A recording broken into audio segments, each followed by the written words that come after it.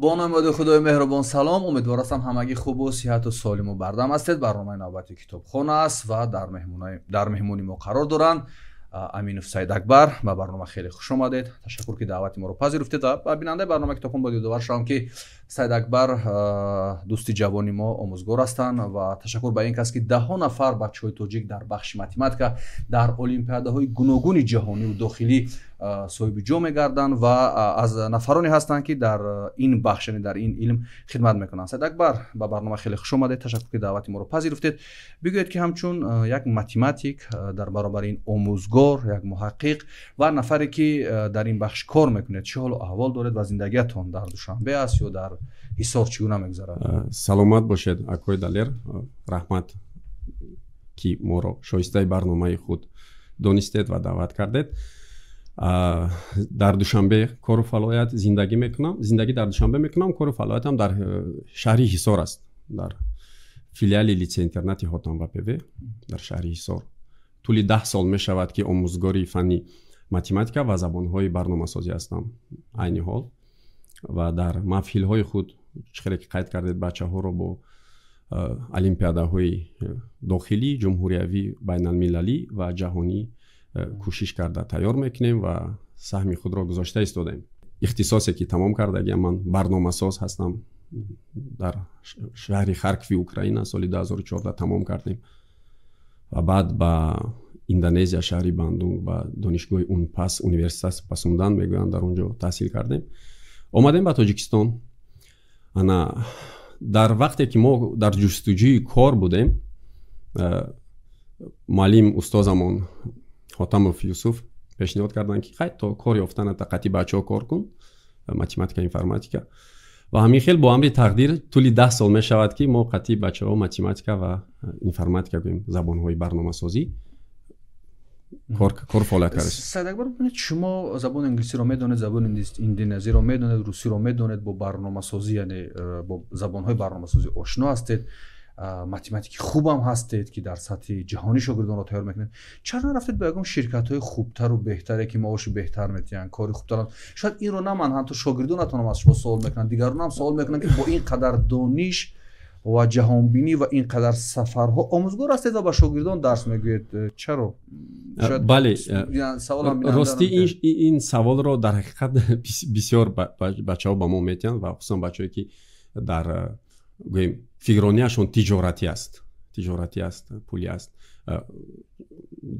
با زبان انگلیسی میگن که money is not important but is necessary. یعنی این از همه مهم نیست، نه که برای زندگی ما به حد یاردمی کلان میرساند. شکر برای زندگیمون پولمون میرسد. در حقیقت من میخواستم پیش کار کردن در شرکت های کلان و حاضرم، شاید ممکن 1 سال پس، شاید 5 سال پس یا که یگان پیشنهادهای نازل باشد کار میکنیم. نکیم در همچون آموزگار من از کسبم راضی هستم، در حقیقت راضی هستم.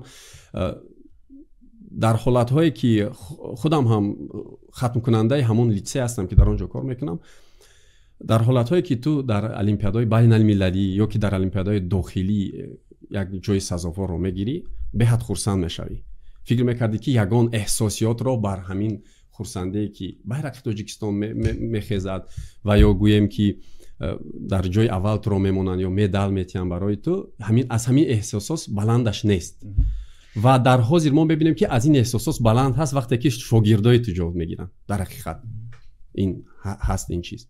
سید اکبر، وقتی که ما یک مشاهده میکنیم، مثلا یک ورزشگر وقتی که جای دوم میگیرد، سوم میگیرد، یک کس رو مثلا در گشتین است، جودو است یا نمیدونم فوتبال است، یک جای یک غالبیت به دست میارد، وقتی که فرودگاه میاد چقدر پیشوازگیری و دستگل و نمیدونم تمام شرایط براش مهیا میشه. ولی شما در بخش یک چیزی مهم، یعنی در متماتیکا جایگاه شرف تاجیکستان رو در علم بالا میبردارین. علم یک چیزی مهم است. چرا با فکرت چنین پیشوازگیری ها نمیشه و در فرودگاه، مخصوصا که بگن سید اکبر با 10 شاگردش در آمریکا جا گرفت یا در اندونزیا جا گرفت و آمد و بریم دستگل براش بریم، یک اینم یک تبلیغ نمیشه به فکرتون برای نسل ما؟ من خود هم ورزشگر هستم. طول 9 سال جودو مشق کردم و در گویم سال 2013 در اندونزیا المپیاد آسیایی از ورزش هم جای دوم گرفتگی هستم. از برای من چیز سوالم ندیدم که همین خیلی پیش‌وزگیرو در بخش متماتیک، خیمیک، فیزیک بچه‌ای که جام میگیرن همین صورت گرفته. به نظریه من ورزش این معرفگری ملت که هست، یعنی علم نیست، علم هست، لیکن علم با جدی‌تر است اما ورزش با حاضر معرفگر بسیارتر ورزش شدگی است. به کدام خاطر؟ یعنی طلبگاری همون چیز بسیارتر هستند. علم دشوارتر است طلبگارش. حاضر گویم مخلص فوتبال اگر در همینجا 10 نفر پرسیم، از 10 نفرش مخلص فوتبال اگر گویم 5 کس باشد، حداقل یا 6 کس باشد، اگر مخلص فنهای دقیق گویم متماتیک و فیزیک شاید 1 کس باشد و شاید نباشد. اونایی که مخلص ورزش هستند، مخلص فوتبال هستند و چرا در ما مخلص علم نیستند؟ یعنی جانبداری از علم نمیکنن، تبلیغ علم نمیکنن، مخصوصا متماتیک. بیاد بگید که همین متماتیک چی ضرور است برای یک کشوری مثل ما تاجیکستان که ما تاریخ رسانه‌ها امروز بسیار میشنویم که رو به سوی فنهای دقیق بیاریم، رو به متماتیک بیاریم، به شیمی بیاریم، به فیزیک بیاریم، چی اهمیت داره؟ خوب، اگر در مجموع گویم به نظر ما هر یک بنا زیربنا دارد، فوندامنت یا میگویند. فوندامنت یا زیربنای تمام علم ها و خصوصا علم های دقیق این متماتیک است. همین یک نقطه بس است میگن، اگر شعور است و اگر نه چراغ پیش کور است. یعنی اگر زیر ستون گویم، زیر فوندامنتی همه علم ها متماتیک باشد، پس همین بس است که باید ما математика را خوانیم. Лев Толстой میگوید که математику нужно учить хотя бы для того, чтобы ум в порядок приводить, научить мыслить. خب همین بس است. یعنی ما همه تمامی عضو بدن ما از همه گویم عضو مهمتری ما این چیز است، مغز سر است. حتی این چیز را ما در ژنتیکی کد در میبینیم که به کدام خاطر. حاضر همین یگان حالتی فوق‌العاده شود، پس نیست شود یگان سنگ غلطد، این را برای ما یگان کس فهماندگی نیست و با طرز اتوماتی دستهای ما چیکار میکنن؟ سری ما رو، یعنی مغز سری ما رو محافظت میکنن، حفظ میکنن.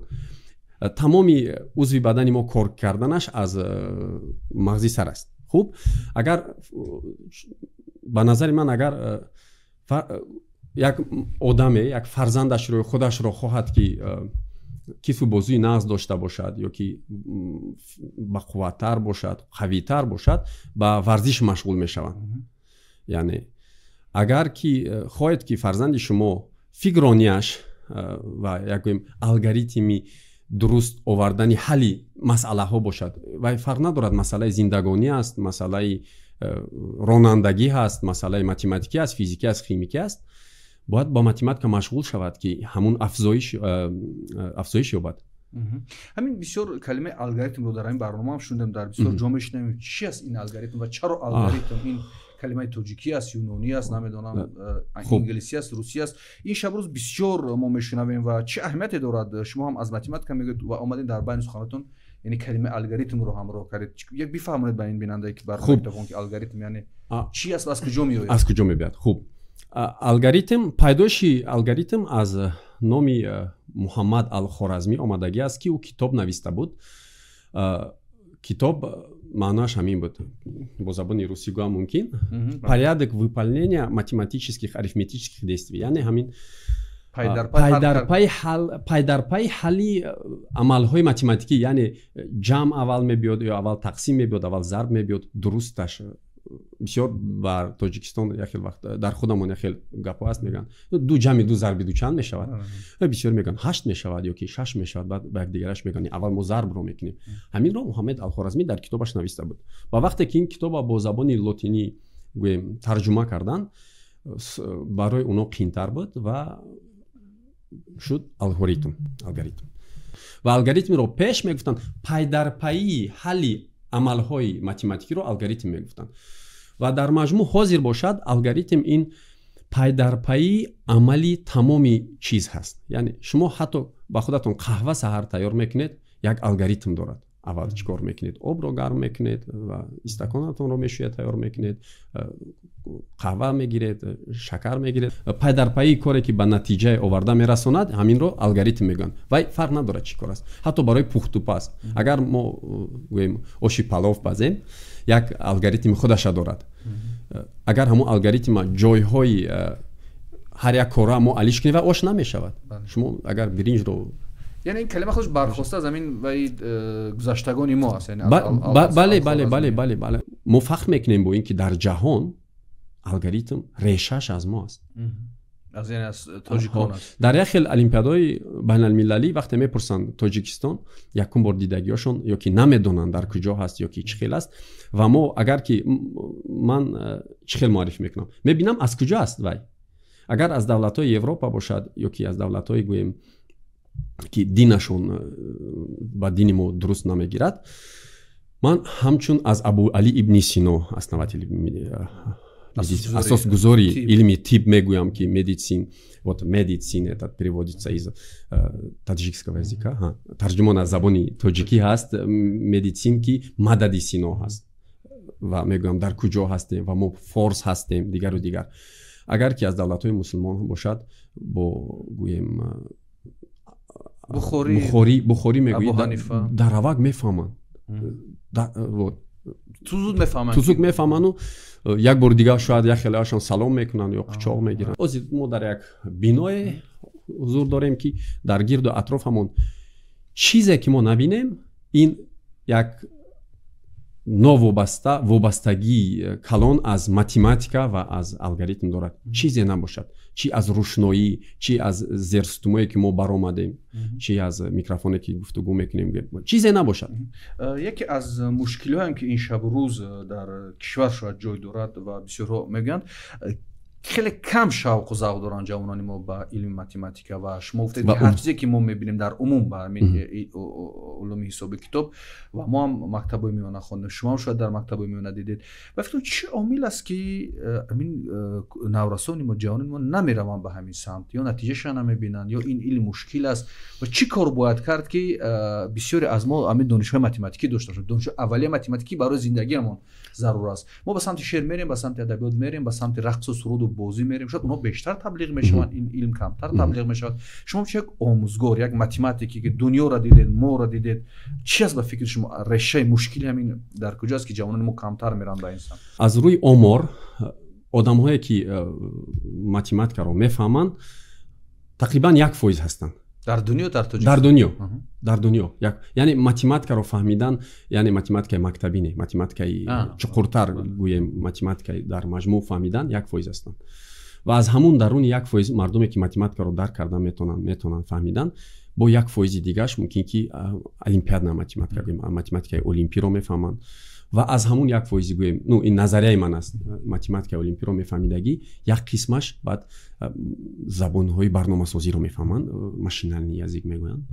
این نظریه من است. برای چی؟ از روی تجربه میگم یا که از روی شاگردو میگم. انا چی در وقتی که خودم در مکتب میخوندم بچه‌ها بودن که بسیار ماتماتیکاشون با قوت است اما زبان‌های برنامه‌سازی رو نمیفهمن. همون منطق یا لوگیکای گویم همون زبانی برنامه‌سازی رو سینتاکسیسش نمیفهمن.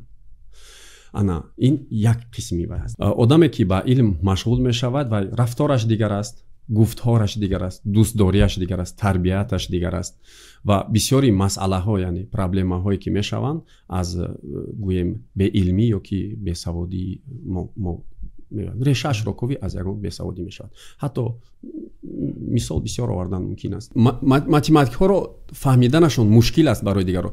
کودکای هستن که کمتر دیرتر گپ زن میشوند، اونها گویم یا که خب میکنن یا که خب هستن، بسیارتر فکر میکنن که اونها یا عقلشون کم است یا که یگان چیز یا که یا همین خیل میشن، عصبانی میشوند، برای چی که فکر خودشون رو بیان کردن اونها نمیفهمن، اونها فهمیدن اونها مشکل تر است. نظری من همین است. به همین خاطر یعنی ماتماتیکا رو درست نمیفهمیم، فکر میکنیم درست نمیفهمیم. اونها در یک علماشون دیگر هستند. من شخصا در اونها دخل ندارم برای چی که دانش من برای اونها کافی نیست. نه که من دوستایم هستن که در المپیادهای جهانی جایهای معین گرفتگیان. تاجیکستان همگی در وقت استقلالیت از فن ماتماتیکا дар олимпиадаи ҷаҳонӣ байналмилалии ҷаҳонӣ ки дар як сол як бор мешавад ва 110 давлат иштирок мекунанд аз фанни математика.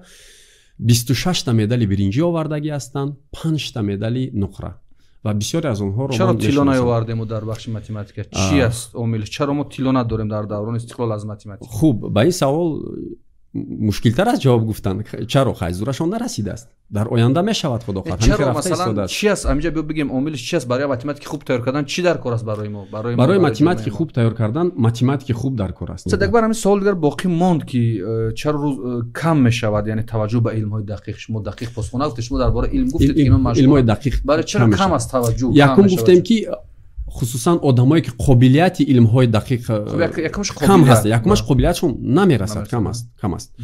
дуюмаш ки дар маҷмӯъ дар тоҷикистони худамон бачаҳое ки ба лаёқат аст бисёр ҳастанд. мо ба бачаҳои дигар давлатҳо ҳам кор мекунем, қачон суҳбат мекунем. ин таъриф нест ки масалан ки ман тоҷик ҳастам ба ҳамин хотир гуфта истодам. ин мақсад аз таҷрибаам мебинам қобилияти қабули иттилоот ва илм бачаҳои мо бештар аст. шояд шароитҳо нестад ба бисёри онҳо ки ба ҳамин чиз машғул шаванд. чӣ гуна як математик метавонад аз замони худаш 400-500 сол пеш зиндагӣ кунад? чаро ин савола ман додам. ман дар дӯсти ахбор омад нигоҳ кардам, баъзе хабарҳоро хондам ки ин математик масъалаи 300 соларо ҳал кард, уш 200 соли ояндаро ҳал кард ва инч дар 100 соли оянда илм амалӣ мешавад. бисёр математикаи назариявӣ гуфтед. бисёр назариявиҳое буданд ки хай математика гӯем як мисол ё масъалае ҳаста ки ҳавай ҳал кардагӣ ҳастанд, гӯем 600 сол пеш ё ки 400 сол пеш хай ҳал кардан, тамом, ҳавай истодааст. то ҳозир дар ягон ҷо истифода бурдагӣ нест. ва не ки бо ҳастанд дар пайҳо ҳастанд ки гӯем ҳаваям 500 сол пеш ё 1000 сол пеш ё 400 сол пеш истифода бурдагиянд ва уже дар замони муосир бо воситаи компютерни технологияи компютерӣ бо воситаи технологияи компютерӣ гӯем дар гӯем тиб, микрокардиохирургия мумкин дар пайи ягон элементҳои генетика гӯем истифода мебаранд ва бисёр чизҳое ҳастанд ки масъалаҳое ҳастанд ки то ҳозир ҳал надоранд. аз аввал мақсад ҳал надоштани чӣ маъно дорад? яъне ҳавая на ҳал надор, ҳалаш ягон кас наёфт ва пас ҳеҷ кас ҳам нагуфтааст ки вай ҳал надорад. ба кадом хотир? агар ту гӯӣ ки ин ҳал надорад, ту баъд вайро исбот кунӣ ё исбот шудагӣ ҳам нестанд, бисёр аст. ва як хело масъалаое ки имрӯз ҳал мекунанд, шояд гӯем чанд сад сол баъд ҳавая роҳи истифодаашро гӯянд. хеле саволҳо бисёр метиҳанд. яке аз иродҳое ки барои математикони мо дар кишвар мегиранд баъзе аз донишмандони мо, мегӯянд мо бештар ба математикаи назариявӣ машғул ҳастем ва ба математикаи амалӣ машғул намешавем. хуб, сода карда бифаҳмонед ки математикаи амалӣ аз математикаи назариявӣ чӣ фарқ дорад ва чаро дар мо бештар ба математикаи назариявӣ машғул ҳастанд ва худ шумо ба фикр ба математикаи назариявӣ машғул ҳастед? тамоми математика дар амал рӯзе мешавад ки барои мо дар кор мешавад. ҳозир дар амали мо чунине ки пештар гуфтем, дар ҳамаи ҳолатҳое ки мо зиндагонӣ мекунем, дар тамоми чизе ки мо мебинем, мешунавем, дар он ҷо математика истифода бурда мешавад, дар тамоми ҷо. ва назариявӣ як назарияе доранд ки ҳамон нуқта қати кор карда истодан ва рӯзе мешавад ки вая амал ягон ҷо ба дар кор мешавад. барои ки мо ба як олими математика суҳбат доштем, Муртаза Назаров, он кас гуфтанд ки дар ғарб бештар ба математикаи амалӣ машғул мешаванд, вале дар шарқ, махсусан дар кишварҳои мо, бештар ба математикаи назариявӣ машғул мешаванд. ва ин математикаи назариявӣ метавонад баъди 100 сол, баъди 200 сол, баъди 300 сол баъзе масъалаҳое ки шумо шумо натиҷа бидиҳад. вале математикаи амалӣ дар рӯзмарраи ҳамин рӯз дар заводу фабрикаву корхонаҳо истифода бурда истода. мудам машғул мешаванд ба ин математика? мешаванд, сол то сол зиёд шуда истодааст ку. ҳар сол гӯем ҳозир чанд заводу фабрикаҳои нав шуда истоданд.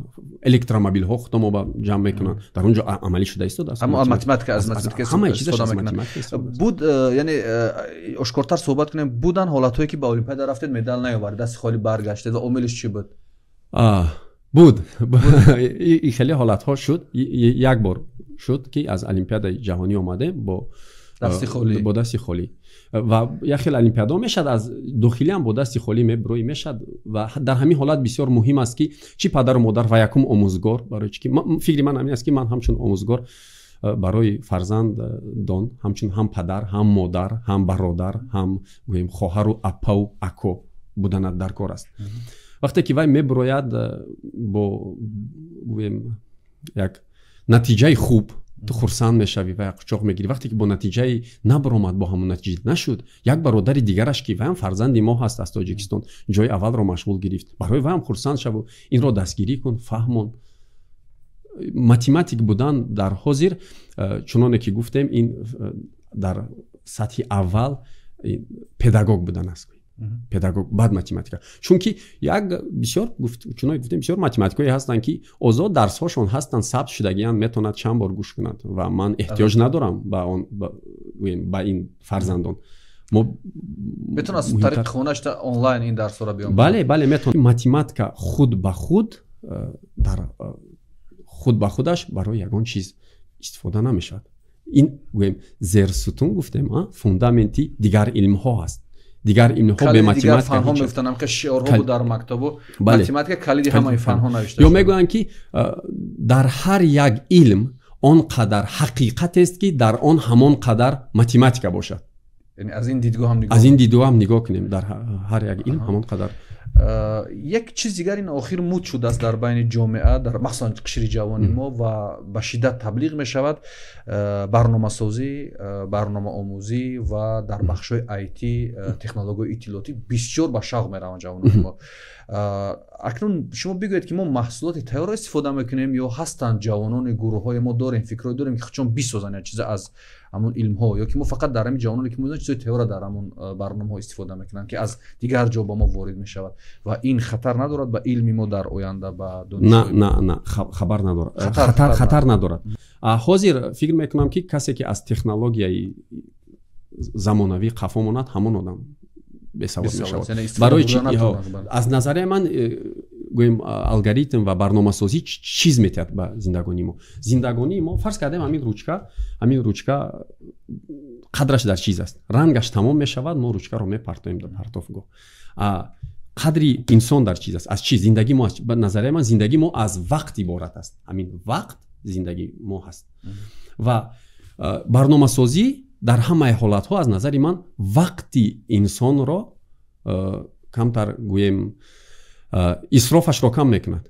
یک مثال میبرم. حاضر ما در دلخواه مغازه ها میرویم، یک گله خرید میکنیم، شاید چند نمود محصولات ها هسته خرید میکنیم، در آنجا هسته یک تجهیزاتی که هوا اسکنر ود میکند، در جمع میکند، باهاشون میبرد. انا همین شما مقایسه کنید که 50 سال پیش 60 سال پیش همین قدر وقت با شما چند مینوت میستاده در اونجا. شما فکر کنید که از 30 مینوتی که شما هم که راست ایستادگیتون شما در 1 مینوت اومدید، فرض کردید شاید زیادتر باشد، یک خطا میکرد با میگرفت همشه از سر حساب کتاب میکرد. حاضر نه، همین اودیترین چیز همین است. وقتی انسان را اسراف نمیشود به فایده گویم، وقتی انسان اسراف نمیشود، همین برنامه‌سازی است و فکر میکنم همین از همه چیزی مهم است. بله. شما در برنامه کتابخوان هستید و شاید سوال اینجا منطقی باشد که ماتماتیکا با کتابخوانی چه علاقه دارد و چی مهمیت چه اهمیت دارد، یا بدون خواندن کتاب و کتابخوانی و این چیزا میشود آدم یک ماتماتیک خوب شود و چه علاقه دارد کتاب با ماتماتیکا کتابخوانی؟ من منظورم کتاب‌های بدیهی رو در نظر دارم. این کتاب‌های تخصصی صحابی نه، مثلا سکناوی دیگر کتاب‌ها رو در نظر دارم. چه علاقه دارد با علم ماتماتیک؟ با ماتماتیکا گویم عمومی یا مکتبی همچون آموزگار این بسیار فایده کلان دارد. فرض کنید من آموزگار هستم، ماتماتیکا رو نظم میدونم و اگر من کتاب بدیهی بسیار خونم، نطقی نقض دارم، فکری خودم رو روشن‌تر، کوتاه‌تر، زیباتر، فهماتر میتوانم فهمونم با کودک و یگان مثال مسئله دیگر بیارم از دیگر جا اینترپریتیر کرده، از دیگر چیزها مثال آورده این چیز را گویم و ذهن آدم رو درست میکند، خواندن آدم رو تیز میکند. این چیز بسیار مهم است برای و برای ماتماتیکای علمی که صحوی که یک ساحه معینی هست که میکند فایده دارد و نه اونقدر کلان همچون آموزگارا با منطقی. شما گفتید که یکی از مشکل هایی که به سمت ماتماتیکا نمیان منطق، یعنی لوگیک، منطق ضعیف است. چگونه کنیم که چگونه باید کنم پدر مادر یا مکتب های میونه اونایی که به سمت ماتماتیکا منطق اون رو چه بقوت کردن میشه، کدوم راه بقوت کردن میشه، قوی کردن میشه منطقشون؟ شاید به این سوال من جواب دادن نتونستم که منطق یگان آدم رو مشکل زیاد میکنیم. به نظر من منطق زیاد شدنش، منطقی آدم تست شدنش، ذهنش تست شدنش، فکرونی فکرونیش هم تست شدنش از خواندن است، از خواندن کتاب ها است، از ایمیل های دقیق است، از فکرونی بسیاری متماتیکی است، مسئله کارکنی است. اما در مجموع در همین ساحه من کمتر یک فکر خودم اندیشم گویم اگر تربیه فرزند و از نگاه علم، نه علمی متماتیک گویم، علمی طب، ما چنان نمیدونیم از کجاست، از کجا باید سر شود، از کجا باید سر شود. فرض کردیم من میخوام که در آینده فرزندای من دانشمند شوند، با علم شوند، چیکار میکنم؟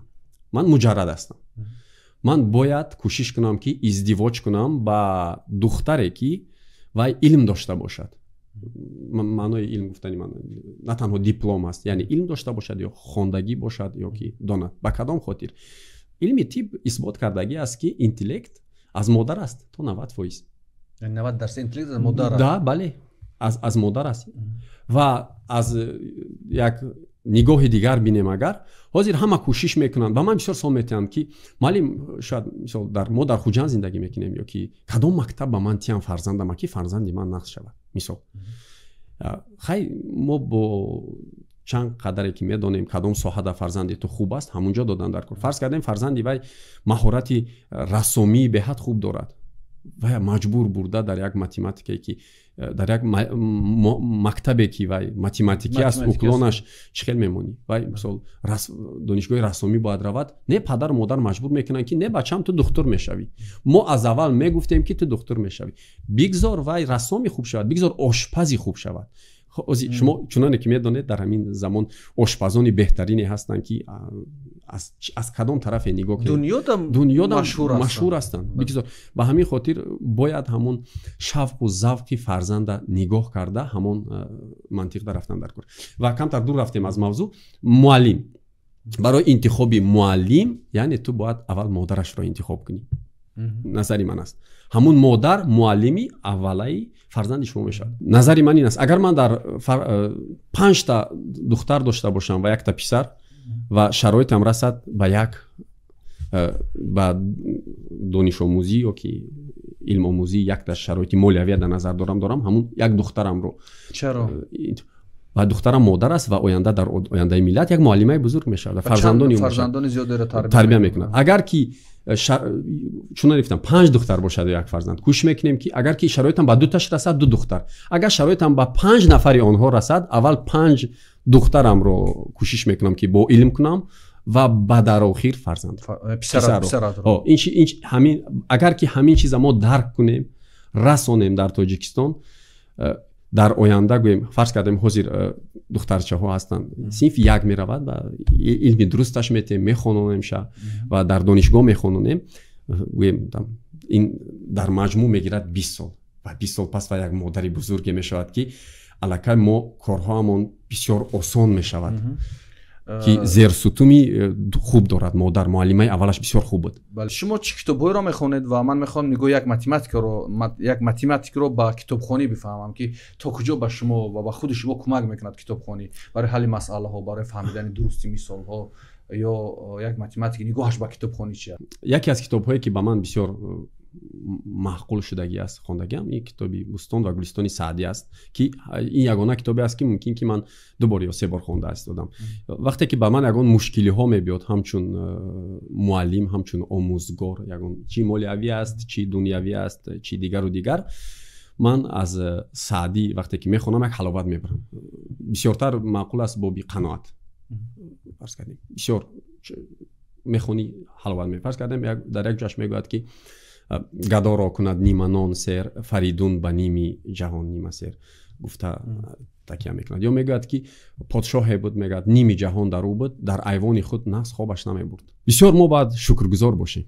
در حقیقت ما باید شکرگزار باشیم، قناعت کنیم. وقتی که قناعت نکردیم و شکرگزار نباشیم در کدام ساحه نباشد، در علم است، در وطن است، در ملت است، در فرزند است، در عائله است، در همسر است، شکرگزار نباشی تو از زندگی خیالم که лаззат намебаред. Сайд Акбар як гулистон гуфтан ва бустон гуфтан, ҳар ди китобро мо бештарам дар барнома чандин бор муаррифӣ кардем ва бисёр дар шаклҳои хуб китоби гулистон дар Тоҷикистон борҳо нашр шудааст ва шумо метавонед аз дил фурӯшгоҳ ин китобро бихаред, худатон ва фарзандатон бихонед. Ин китоб бо ду хат аст, ҳам хати форсӣ аст, бисёр ҷолиб аст ва ҳам расмҳои ҷолиб дорад, ҳам ба хати форсӣ аст ва ҳам ба хати сирилик ва инчунин бустонанд, ҳам шарҳи бустон, ҳам шаҳри гулистон аз ҷониби устод Обид Шакурзода таҳия шуданд ки ва дар фурӯш ҳам ҳастанд, яъне шумо метавонед ба шарҳҳо ин китобро дастрас кунед ва бустон ҳам дар ҳамин шакл нашр шудааст. Ва ман мехостам як сӯали ба шумо бидам ки ҳамин дар рӯи мизи мо як китоб аст, Сканави, яъне бо ин китоб машҳур аст, маҷмӯи масъалаҳои математикӣ,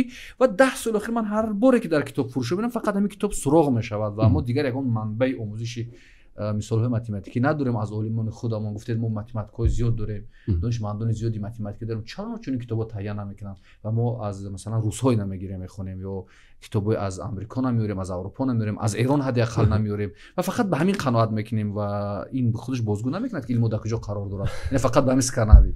ин як маҷмӯаи масъалаҳои беҳад хуб аст ки дар як алгоритми дурустқати ҳар як мавзӯқати бисёр масъалаҳои шавқоварӣ мушкил ҳаст, на ҳама метавонад кор кардан. Дар ҳамон вақт ҳамин чиз дастовард буд, шояд ба ҳамин хотир ҳозир чаро не ҳозир ҳастанд, ҳозир соҳаҳое ки мактабҳо ва донишкадаҳое ки бисёр китоб ҳастанд, ин гӯем умуман дар фурӯшгоҳ ҳастанд. Ман ин ба як мисоли гӯем камтар берун аз математика метавонам овардан. Дар Тоҷикистон фарз кардем як чиз буд ки ҳамин чойникҳои электрикиро дар ҳама ҷо тифал мегӯянд. Ба кадом хотир ба фикри шумо? Якумин ширкате ки ҳамин чойникҳоро ба Тоҷикистон даровард тифал буд. ҳатто ҳамин соли 2024 медаранд мегӯянд тифал дорем, дигар ширкат аст ва дигар чиз аст тамоман. ба ҷиддият мегӯям ки мо фақат ҳамин китобро мебинем дар фурӯшгоҳи китоб. шояд дигар аз дигар тариқо дастрас мекунанд, мо намедонем, вале ин китобро доим мебинем. мисал академияи илмҳои мо, донишгоҳҳои миллии мо, намедонам дигар институтҳои математикӣ мо худашон таҳия намекунанд масалан бо забони ноби форси тоҷикӣ ин китобро дастраси мактабачаҳои мо кунанд, дастраси мардуми ана карда истодан ва дар математика дар ҳақиқат шуда истодааст. дар ин барнома ман чизро бештар аз ҳама дӯст медорам, ҳамаи чиз шуда истодааст ва як замоне мо ба ин чиз мерасем. Мо мисоле метавонем биёрем ки дар ҳақиқат шуда истодаасти мо ба назар омадаги назариявӣ ба амал шояд мо мебинем баъдан натиҷааш. ҳамон гуна гуфтем баъди 100 сол аст, баъди 200 сол аст, шояд натиҷаи чунин китобҳоро мебинем. Сайд Акбар, ба барнома хеле хуш омадед. Ташаккур ки даъвати моро пазирифтед. ман воқеан хушҳол мешавам аз омӯзгорони мисли шумо, аз ҷавонони мисли шумо ки дар ҳамин самтҳои илмҳое ки ба назар мушкил метобанд, харидор надоранд дар бозор ва як кори заҳматталаб аст, ман шуморо мебинам, дигар дӯстонро мебинам, дигар бародаронро мебинам, хеле хушҳол мешавам ва мо ҳар чӣ ки дар тавонамон аз ин барномаи китобхон дорем ин садро таблиғу ташвиқ мекунем. шумо дар охир хулосаатонро барои афроде ки мехоҳанд ба ин самт бираванд ва ин ба мо чӣ медиҳад, ба бозори мо чӣ метаҳад, ба зиндагии мо чӣ медиҳад, ба илми мо математика чӣ медиҳад, ҳамсояи мо дар чӣ қарор доранд, дунё дар чӣ вазъ қарор доранд ва даъват шумо аз наврасону ҷавонони болояқате ки дар шаҳру навои Тоҷикистон зиндагӣ мекунанд ба ин самт биёянд ва чаро ба ин самт омадан муҳим аст ва таблиғи ин самт, яъне математика муҳим аст. хулосаатонро бикунед ва сипас суҳбатро ба анҷом бирасонем. хуб мо ки дар умум дар мавзӯи илм гап мезанем ва чуноне ки гуфтем тамоми илмҳо ҳамаш фундаменташ, зерсутунаш математика ҳаст ва ман дар умуми илмҳо як суханон гуфтанӣ ҳастам аз тақрибан ягон аниқ намедонам асрҳои 14-15 Зебунисо дар кадом аз зиндагӣ мекард? Дарси 15 ба зиндагӣ мекард. Зебунисо як муаммо гуфтагӣ будааст ба як гуфторе ки касе ки барои муаммо ё зарбулмасали ман ҷавоб мегӯяд ба ӯ ба шаҳвар мебараям. Хоб, зарбулмасалаш чунин аст, мегӯяд ки аз муаммоаш чунин аст, мегӯяд ки аз марди бараҳнарӯ зар металабам, аз хонаи анкабут пар металабам, аз даҳони мор шакар металабам ва аз пашшаи мода шери нар металабам. чӣ хеле ки шумо мефаҳмед ва ҳамаи мо ин чизро мебинем, ин чизҳои номумкин аст. متاسفانه یگان تقریبا 200 سال بعد یک وزیری درباری افغانستان تو وقت پاسخ ندادن یک پاسخ گویم که همچون قناعت بخش باشد ندادن. اگر خطا نکنم سعدالله افغان باشد وزیری همون وقته درباری کابل بود. جواب چنین است، بسیار بسیار بسیار به من معقول است جواب گفتگیش. میگه علم هست برهنه رو معنیش زر است، تن خانه عنکبوت دل بال و پر است. سخت هست جفای علم معنیش شکر است، هر پشه از او چشد او شیرینر است. نکن همین چیز رو در مقایسوی هم چون من متماتیک میگویم نگاه کنید که من و شما چشیدن چیز رو میگوییم. چشیدن یک ذره هست که به همین بزرگ جوشسه بودن ما با مقایسه پشه که برای ما هیچی نمیتد، یعنی این یک ذره کم است. یک ذره کم است. اکنون نگاه کنید که چشیدن پشه چی باشد، چقدر قیاسی مایده هست. چشیدن پشه رو با پشه ضرب میکنیم و پشه رو گویم با مقایسه انسان آدم ها ضرب میکنیم چندها میلیون شاید میلیارد مرتبه زیادتر باشد. میگن انمون یک چشیدن پشه رو میکند شیرینر از علم از دلخواه علم. با همین کوچک بودنش، مایده بودنش، با همین نفرت بودنش، پشه اگر میگود از علم چشد او شیرینر است. پس خلاصه من همین است که باید ما کوشش کنیم که سرکرده از فرزندانی خودمون و خصوص دخترانی خودمون، مادرانی خودمون، همسرانی خودمون با علم اقلا چشونیم من علم. عقبا طلبی آهی سحر باید کرد، دنیا طلبی عزم سفر باید کرد. عقبا طلبی و باز دنیا طلبی، این ناز و علمی پرثمر باید کرد. و برنامه کتابخوان خوش آمدید. یادآور میشم که در صحبت با ما بودن سید اکبر امینوف. این برنامه کتابخوان بود. تا برنامه آینده در حفظ و پناه خدا باشید. خدا یار و یاورتان.